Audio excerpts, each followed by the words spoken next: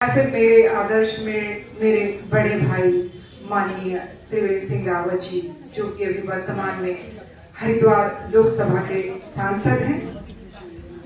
आपके कृतित्व से हम सभी बहुत भली भांति परिचित हैं और आपने इतना अमूल्य समय हमको दिया, तो इस वजह से भी इस कार्यक्रम की बहुत बड़ी गरिमा बनती है।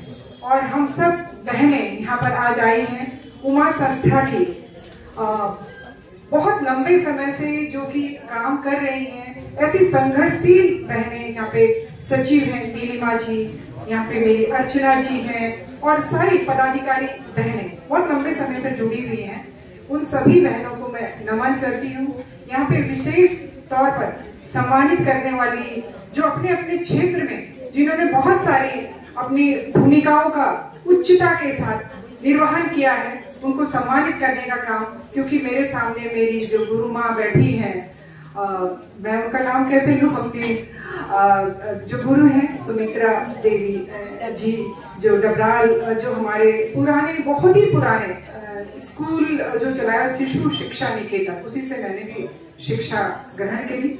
आप यहाँ पर आई और आपको सम्मानित करने का कार्यक्रम जो रखा गया, मैं धन्यवाद करती हूँ साधना जी का और पूरी संस्था का। यहाँ पे कल्पना जोशी जी हैं मेरी सहपाठी, यहाँ पे पूरी छोटी बोलती हूँ मैं उसको यहाँ पे रचना जी और सभी जो डॉक्टर बहनें हैं जो कि अपने अपने क्षेत्र में जिन्होंने बहुत सुंदर काम किया है। यहाँ पे पत्रकार बहनें हैं और सारी जो बहनें हैं वो अपने अपने क्षेत्रों में बहुत सुंदर, जो अभी यहाँ पे नृत्य की प्रस्तुतियां की गई।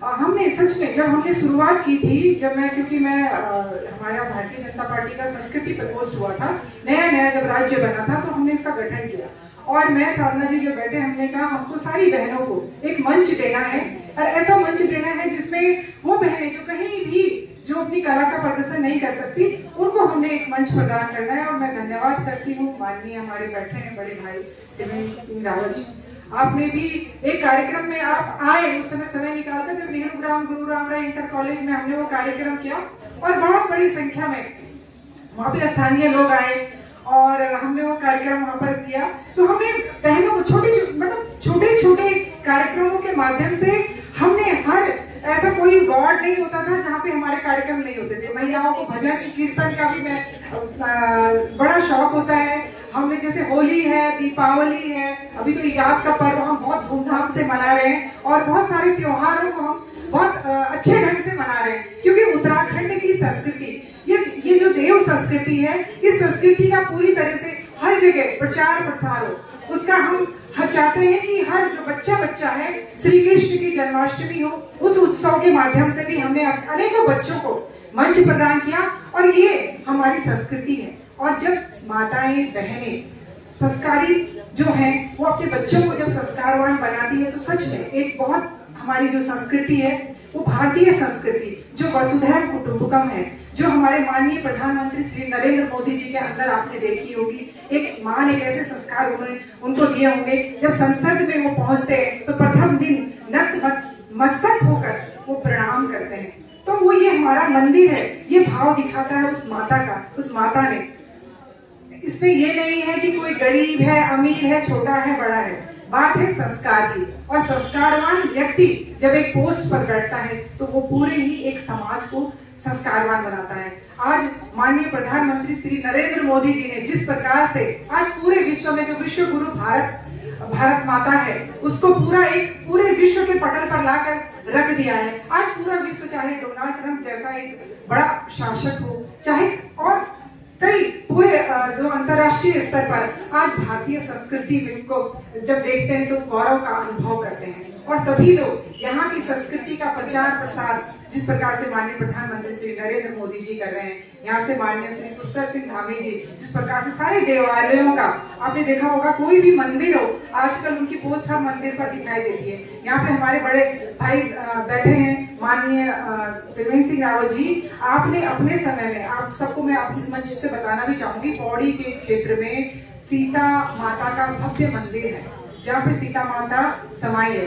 सीता सर्किट करके आपने वहाँ पे प्रारंभ किया, जरूर जाइए उस मंदिर में। हमारे पास ऐसा पौराणिक मंदिर है, श्री बद्री केदार मंदिर के अलावा 45 मंदिर तो ऐसे हैं उनके अगर आप देखेंगे तो वो मंदिरों में भी जरूर जाइए और बहुत आध्यात्मिक ऊर्जा आपको मिलेगी। क्योंकि मैं पूर्व में बद्री केदार मंदिर समिति में भी रही हूँ, तो मुझे पता है, मैंने वो आपदा का मंजर भी देखा है। तो हम लोगों को उस संस्कृति को जीवित भी रखना है, पलायन को भी रोकना है। कई लोग हमारे जो हमारे यहाँ पे बैठे हैं, प्रजापति नौटियाल जी भाई बैठे हैं, आपकी धर्मपत्नी को अभी पर्यावरण के क्षेत्र में इतना बड़ा सम्मान मिला।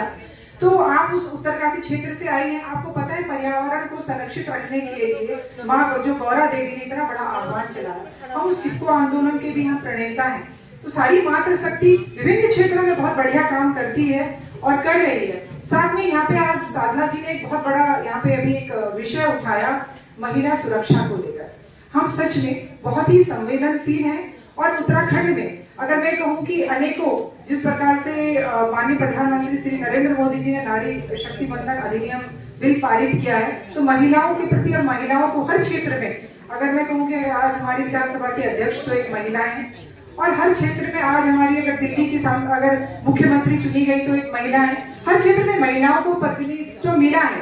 लेकिन अगर कहीं इसमें सुरक्षा के लिए अनेकों नियम कानून बने हैं, और महिला आयोग के द्वारा मैं अभी देख रही थी, परसों एक कार्यक्रम हुआ था, उसमें उन्होंने आंकड़े प्रस्तुत किए गए कि उन्होंने कितने घरेलू हिंसा से निवारण के लिए उनके समय समय पर कार्यशालाएं लगती हैं, उसके निवारण के लिए उन्होंने बहुत सारे कानून बनाए हैं। तो हम उन कानूनों का भी पालन करेंगे, और कहीं कोई हमारी बहन के साथ किसी भी प्रकार का कोई अत्याचार या किसी भी प्रकार से उसको मानसिक प्रताड़ित किया जाता है, तो बहुत सारे हमारे पास नियम कानून है। यहाँ पे मेरी बहुत सारी लॉयर बहनें बैठी होंगी, ऐसे मैं संस्था के द्वारा भी कहूंगी कि उनको तुरंत न्याय मिले।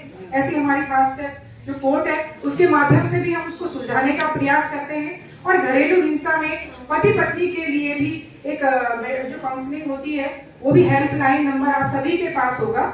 नहीं होगा तो साधना जी जरूर आप इसको उपलब्ध कराएं, सारी बहनें, क्योंकि यहाँ पे मैं अधिक नहीं कहूंगी क्योंकि कार्यक्रम में विलंब भी हो रहा है। बहुत सारी बहनें हैं, सारी यहाँ पे मुझे लगता है कि एलिट क्लास है और सब बहुत जागरूक है, लेकिन हमें काम करने की जरूरत है निचले स्तर पर, जहाँ पे जो बहनों के पास कोई भी सुविधाएं नहीं है, कोई किसी भी प्रकार के कोई संसाधन नहीं है, उनमें हमने कार्यशालाएं करनी, जन जागरूकता अभियान करना है। और हमारी जो भारतीय संस्कृति है उसके तहत हमारे परिवार बने रहें, परिवार न टूटने पाए, इस पे हमें जरूर देना होगा।